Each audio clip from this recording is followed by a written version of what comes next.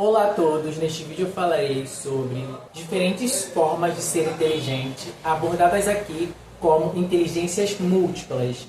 Além disso, eu também falarei sobre a ansiedade no aprendizado de línguas estrangeiras e como essa ansiedade pode ser uma verdadeira barreira no aprendizado dos alunos. Se você estiver interessado, vem comigo.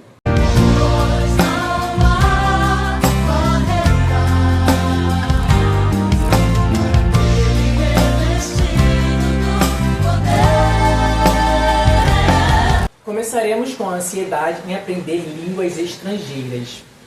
Então, eu fiz uma análise acadêmica para a Faculdade Federal do Rio de Janeiro, onde eu falava sobre 7 principais inteligências múltiplas e a ansiedade no aprendizado de línguas estrangeiras, que inclusive esse trabalho estará em íntegra no meu GitHub. Não só esse trabalho, como todos os meus trabalhos acadêmicos, que para mim tem algum tipo de relevância, eles estão todos no GitHub. Se tiver algum tipo de trabalho, um tema que eu gostaria de expressar e não tenha a ver com a UFRJ, seja um trabalho pessoal, mas que eu queira falar sobre, talvez eu também ponha no GitHub, porque o GitHub é o meu repositório de todos os trabalhos acadêmicos a princípio, então vocês podem encontrar não só esse, porém outros também, beleza? É muito importante nesse trabalho, eu adorei porque eu podia falar sobre o filtro afetivo. O filtro afetivo, basicamente, ele revela como nossas emoções podem tanto ser um facilitador ou um inibidor no aprendizado de uma língua estrangeira. É como quando nossas emoções, elas criam como se fosse um portão, e esse portão ele pode estar aberto ou fechado para o aprendizado. Por exemplo, quando esse portão está fechado, pelos nossos medos, inseguranças, ou ansiedade, mesmo o melhor conteúdo do mundo não consegue atravessar, entende? Existem vários tipos de ansiedade, mas existe uma que é a vilã principal no aprendizado de línguas estrangeiras, que é chamada ansiedade comunicativa. Ela se manifesta de diversas formas, mas principalmente em sintomas como esquecer tudo na hora H, ou medo de ser julgado, ou achar que pode falar besteiras. Ou às vezes aquela sensação de travar quando você precisa falar algo, sabe, em outra língua. Então, e é aí que entra um outro assunto muito interessante, né?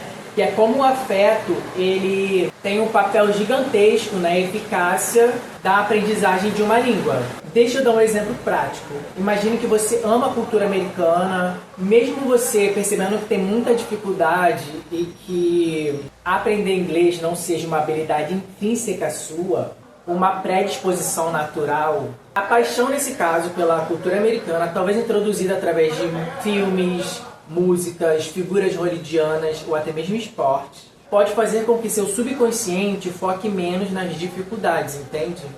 E seja dirigido, por isso que a gente chama de afeto, e logo te impulsione a um aprendizado, entende? A você olhar mais para o ponto positivo. Por exemplo, aprendi isso, essa palavra, olha, eu consegui fazer.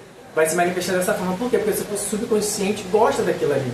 Então logo você vai ter uma facilidade, não que você afeta. Um afeto por uma língua, entende? Não por uma pessoa. Em suma, o afeto ele aprimora o filtro afetivo, fazendo com que aquele portão que eu mencionei ele fique mais aberto para o aprendizado e não fechado.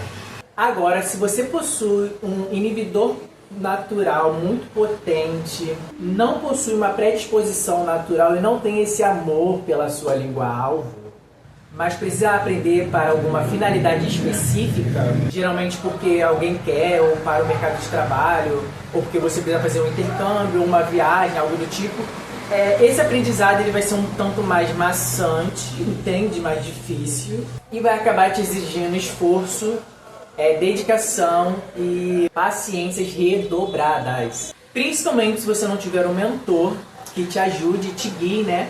Para que, de forma eficiente, a fim de mitigar, em outras palavras, diminuir essa deficiência. Mas não desanime, é por isso que Deus fez o mestre Tchotá. Desculpa. E é aí que entram as inteligências múltiplas. Inteligência múltipla é relativamente um termo recente que não reconhece e valoriza apenas um tipo de inteligência, mas amplia a inteligência humana para além daquilo que nos foi ensinado por décadas. Até poucas décadas atrás, era hipervalorizada a inteligência com números.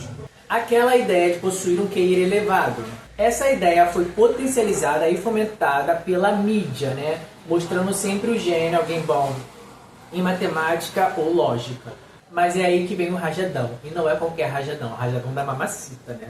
Pesquisadores começaram a pesquisar e perceber que os seres humanos eles podem ser inteligentes a partir de formas diversas. E é aí que na minha análise eu aproveito esse gancho para poder abordar sobre as 7 principais inteligências humanas. Número 1, inteligência linguística. Número 2, inteligência lógico-matemática. Número 3, inteligência espacial. 4, inteligência corporal sinestésica. 5, inteligência musical. 6, inteligência interpessoal. E 7, inteligência intrapessoal. Grosso modo, não se sinta burro. Essas são apenas inteligências abordadas na minha análise, mas inteligências humanas são infinitas. Em suma, na minha análise, eu exploro as 7 principais habilidades, né, mais reconhecidas pelos pesquisadores, na minha análise mencionadas. Né?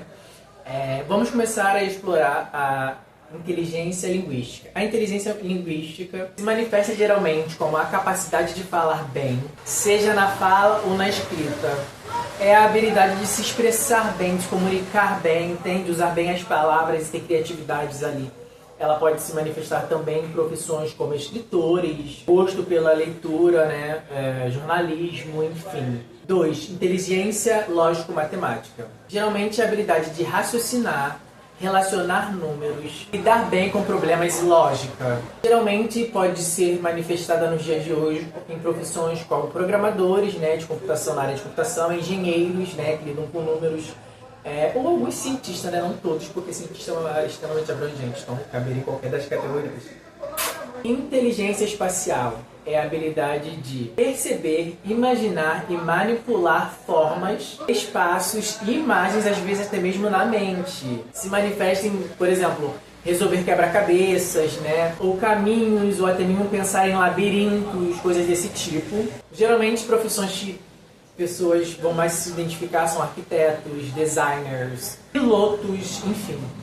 Inteligência corporal sinestésica é a capacidade de você conseguir usar o corpo para poder resolver problemas, se expressar, se comunicar ou solucionar coisas. Geralmente são indivíduos que têm alta capacidade de coordenação motora ou que têm habilidade com artes marciais ou boa facilidade de expressão corporal, né? Pessoas se identificam mais como dançarinos, artistas, artesãos. Inteligência musical é a habilidade de perceber, criar ou produzir sons, ritmos e melodias. Facilidade em cantar, né, manusear instrumentos. Enfim, você vai ver muito ligado a maestros, compositores e músicos, enfim, mais nessas áreas. Inteligência interpessoal é a habilidade de entender e se relacionar bem com os outros. Facilidade em entender sentimentos alheios. Trabalhar em grupo, liderar ou mediar conflitos. Geralmente você vê essas figuras como líderes políticos. 7ª, inteligência intrapessoal. É a capacidade de conhecer a si mesmo, entende? Os próprios limites, os próprios desejos e os próprios sentimentos. Geralmente pessoas que têm autoconhecimento elevado, capacidade de lidar com emoções, enfim, de planejar a própria vida. Geralmente, pessoas que vão se identificar com esse tipo de característica são filósofos, escritores, poetas ou pessoas com um autodomínio muito grande. Portanto, um conselho do mestre Chotá: nunca se sinta para baixo por conta de uma falha ou um mau desempenho em um exame ou uma prova que você queria muito. Lembre-se, sobretudo, as inteligências humanas, elas são muito complexas e, portanto, é impossível mensurar todo o potencial de um indivíduo. É humanamente impossível. Um recado do mestre Chotá: se você tiver tido um mau desempenho ou você foi mal em uma prova, não se classifique de imediato ou se hierarquize logo, né? Não se ponha em prateleiras. Faça como o mestre Chotar. Nem sempre o início das coisas determina onde você vai chegar. Muitas vezes é o trajeto entre o meio e o fim que desenha, grosso modo, te dá o mapa para o sucesso já pronto nas suas mãos. E é isso, tchau!